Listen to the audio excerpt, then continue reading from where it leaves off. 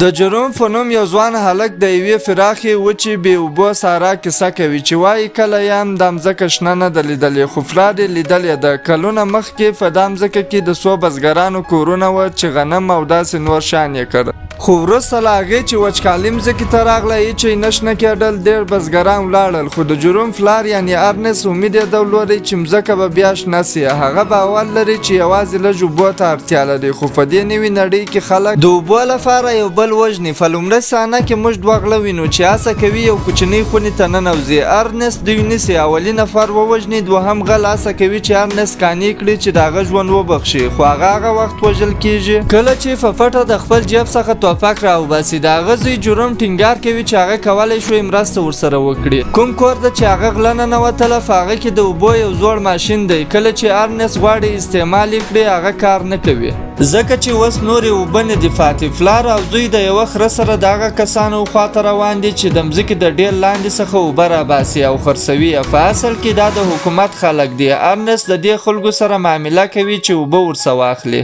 د کلونو راهیسې هغه هڅه کوي چې دوی قانع کړي چې هغه ته اوبه ورکړي تر څو هغه د خپلې مځکې یوه کوچنۍ برخه وکړي. مګر دا خلک د ډېرو پیسو په بدل کې دا کار کوي، دومره پیسې چې ارنس یې نه لري. د بیرته تللو په لاره کې د دوی خر وولیږي او پښه یې ماتیږي. ارنس مجبور سي چې خر ووژني ځکه چې هغه په تکلیف کوي. کله چې دوی بیرته کور ته راسي د جروم خور میری دوی ته یو څه خواړه ورکوي. د اوبو د نشتون له امله میری په خاورو باندې لوښي پاکوي. دا بله ورځ جروم او ارنس یو میلې ته ځي تر څو د خپل خر پر ځای یو بل خر واخلي. هلته دوی د سیم په نوم یو روباټي خر وویني. هلته د فیل په نوم یو هلک هم راغلی وي، خو ارنس په هر قیمت چې وي هغه روباټي خر واخلي ځکه چې د هغه خر ته ضرورت وي. او د فیل په نوم هغه هلک ته ماته ورکړي. فیل د میری سره پټ په اړیکه کې دی، خو هیڅوک په دې موضوع باندې خبر نه دي. د میلې وروسته ارنس او جروم د ناروغې مور لیدنې ته راځي چې نوم یې کاترین دی. هغه په یوه نږدې روغتون کې ژوند کوي. هغې د یو موټر سره ټکر کړی وي او اوس د تګ لپاره باید د یو ځانګړي روباټي ماشین سره وصل شي ځکه چې دا روباټ ډېر ګران دی. دوی نشي کولی کاترین کور ته راولي. په هغه ورځ جروم د خپلې مور سره وخت تېروي.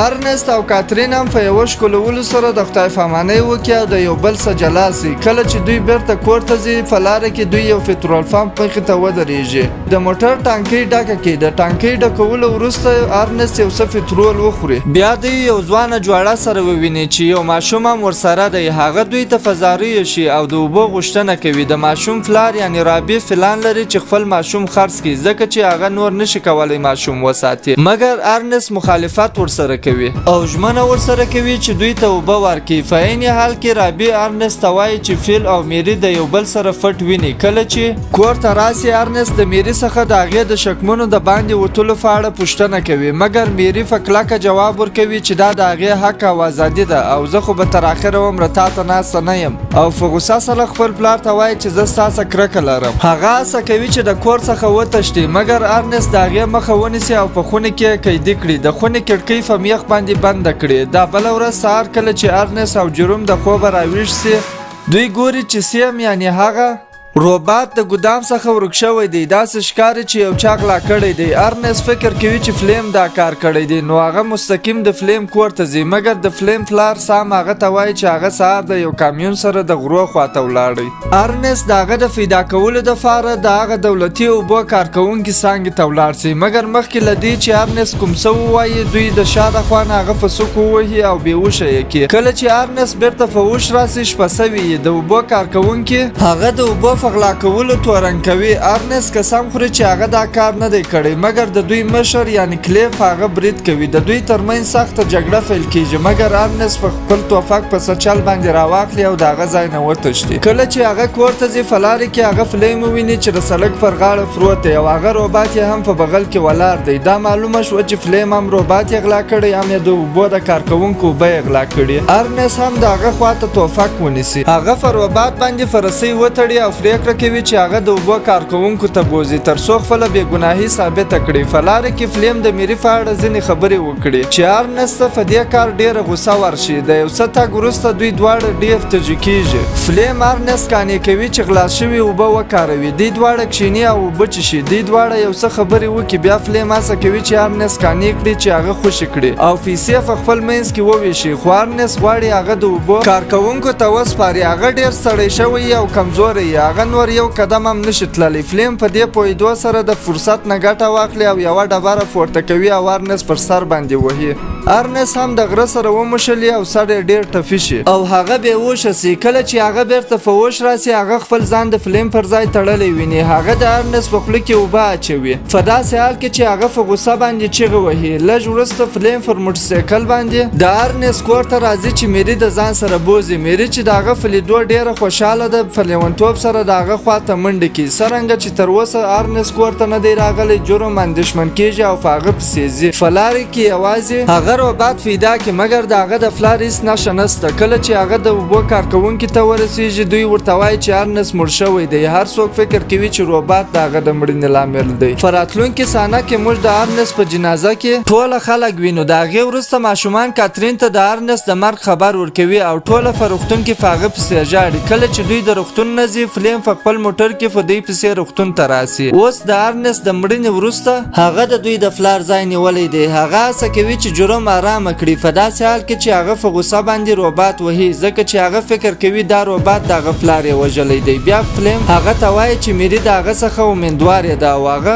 واقعا له هغې سره مینه لري. جرم بالاخره د دوی اړیکه ومني او ورسره یو ځای کیږي. په هغه ورځ فلیم د اوبو کارکوونکو ته ځي او د ارنست مځکې ته د اوبو لیږلو په اړه خبرې ورسره کوي. خو د هغه په خبرو پسې خاندي مګر کله چې فلیم هغه د ارنست د مرګ لپاره ملامتوي بیا فلیم هغه ته د هغه چاقو ښکاره کړي چې د کلیب نوم فراق شوی دی. د هغه چاقو یې د ارنست د جنازې ترڅنګ پیدا کړی دی. کلیب د تورن کېدو څخه بیریږي او هغه ته ژمنه ورکوي چې د ارنست مځکې ته اوبه خوښه کوي. ټوله خوشحاله کېږي چې د کلونو وروسته په لومړي ځل د ارنست پر وچه مځکه باندې د اوبو څاڅکي بهیږي. فلیم شپه ورځ کار کوي تر څو د ارنست مځکه برته ژوندۍ کړي. څو میاشتې وروسته مځکه د غنمو څخه ډکېږي. فلیم اوس یې د میری سره واده کړی دی او د ارنست په کور کې د میری او د جروم سره ژوند کوي. یوه ورځ د بانک کارکوونکي راځي او د ارنست د فورونو د امله مځکه غواړي قبضه کړي. فور یې دومره ډیر دی چې فلیم یې نشي ورکولی. نو بیا هغه روباټ موټر ته وخېژوي او خپل ملګري رابي ته یې راولي. فلیم د رابي د ماشوم د خرڅولو په نیت خبر دی. نو هغه هڅه کوي چې هغه قانع کړي چې ولاړ سي او وګوري چې ماشوم یې څومره ارزښت لري. مګر کله چې دوی د معاملې ځای ته ورسېږي رابي پوهېږي چې فلیم په پټه توګه ماشوم یې پر هغه خلکو خرڅ کړی دی. کله چې هغوی غواړي ماشوم واخلي رابي مقاومت کوي خو فلیم پر هغه ډز وکړي او مړ یې کړي. د فلیم او سوداګرو ترمنځ جګړه پیل کېږي خو هغه د پیسو سره وتښتي. په جګړه کې روباټ هم ویشتل کېږي چې د عمله یې د هغه اتوماتیک آلت فعاله کېږي او مستقیم د تولید کوونکي فابریکې ته ځي. دا بله ورځ فلیم هغه پیسې چې د ماشوم په خرڅولو کې یې لاسته راوړي وي هغه پیسې بانک ته ورکوي او خپله قرضه خلاصه کړي. جروم فکر کوي چې پیسې د روباټ په خرڅولو لاسته راوړي نو په همدې خاطر یې څوک شک نه کوي. همدې وخت کې موږ روباټ وینو چې د فابریکې خواته ګوډ ګوډ روان دی چې د سرحد خواته ده. د فابریکې مشر کومه شماره چې پر روباټ باندې حق شوې ده جروم کور ته زنګ ووهي. کله چې د فابریکې مشر ورته وایي چې روباټ بیرته دوی ته راغلی دی جروم حیرانه شي ځکه چې فلیم ورته ویلي و چې هغه یې پر رابي باندې خرڅ کړی دی. جروم پوښتنه ورڅخه کوي چې آیا رابي د روباټ فرضیې خرڅ کړي دي چې هغه خپل اصلي مالک ته برته تللی دی. مګر فلیم په غوسه ورته وایي چې زما څخه ډېرې پوښتنې مه کوه. هغه بیا دوی ته وایي چې نن شپه ځي روغتون ته چې خپل مور وویني. مګر هغه په حقیقت کې پلان لري چې د سرحد نه تیر شي او د روباټانو فابریکې ته ولاړ شي. کله چې هغه سرحد ته ورسېږي یو ساتونکی هغه ودروي ځکه چې هغه ډېر ځوان دی او د تېرېدو اجازه نه لري. د انا په نوم یوه نجلۍ هغه ته غږ کړي او ورته وایي چې هغه د سرحد څخه د هغه د تېرېدو لپاره یوه لاره پېژني. انا د پیسو په بدل کې جروم د چرګانو موټر ته واچوي چې قاچاقي یې د سرحد نه تیر کړي. د سرحد هغه بلې غاړې کې دوی بیا یو بل سره وویني او بیا جلا کېږي. جروم د فابریکې مشر ته ځي چې کلین نومیږي او هلته کلین هغه ته د روباټ ټولې وړتیاوې ښکاره کړي او بیا ورته وایي چې د روباټ سترګې په حقیقت کې کیمرې دي چې د ویډیو اخیستو لپاره ډیزاین شوي دي.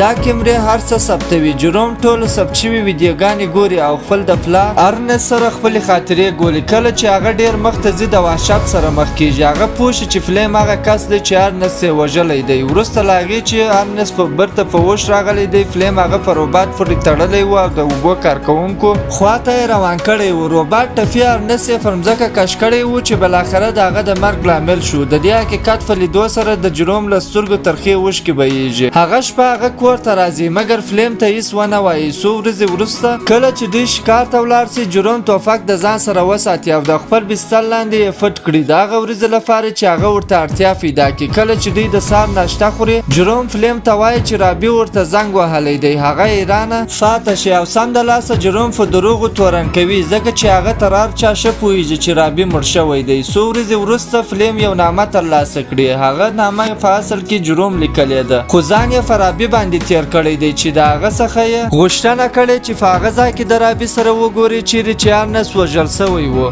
ستاسو په نظر جروم غواړي څه وکړي؟ فلم چې کله نامه وګوري د هغه ذهن ګډ وډ شي مګر پرېکړه کوي چې معلومه کړي چې آیا رابي تر اوسه ژوندی دی که یا. په هغه شپه فلم میري ته چې امیدوار یې ده وایي چې هغه باید یو څه خرڅ کړي او بهر ته ځي. میري هغه ته د بریالیتوب هیله کوي او د هغه څخه غوښتنه کوي چې ژر تر ژره بیرته راسي. کله چې هغه د غونډې ځای ته ورسیږي هغه رابي پسې چیغې وهي مګر ناڅاپه په یو کنډ کې ولویږي او پښه یې ماته سي. په داسې حال کې چې هغه په درد کې دی او مرسته غواړي هغه جروم وویني چې د هغه مخې ته ولاړ دی. هغه آرامه ساه اخلي او د جروم څخه د مرستې غوښتنه کوي مګر هغه یوازې د هغه مخ ته ډبره یې په لاس کې ده ولاړ دی. هغه ډیر ژر پوه شي چې جروم په حقیقت پوه شوی دی. د هغه څخه بخښنه غواړي او ادعا کوي چې دا هر څه یوازې یوه پیښه وه او د جروم څخه غوښتنه کوي چې د هغه ژوند وبخښي. د میري او د هغې د ماشوم دپاره یې ژوندی پرېږدي مګر جروم هیڅ پاملرنه نه کوي. په فلم باندې توفک ونیسي او هغه ووژني. د دې پیښې څخه 2 ورځې تیرې شوي دي.